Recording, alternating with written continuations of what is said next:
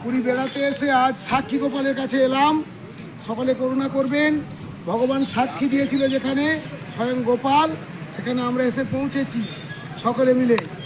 জয় গোবিন্দ জয় জয় গোপাল জয় গোবিন্দ জয় জয় গোপাল জয় গোবিন্দ জয় বলো গোপাল জয় গোবিন্দ জয় বলো গোপাল জয় বলো গোবিন্দ গোবিন্দ গোপাল বলো গোবিন্দ গোবিন্দ গোপাল বলো গোবিন্দ বলো হরি গোপাল বলো গোবিন্দ বলো হরি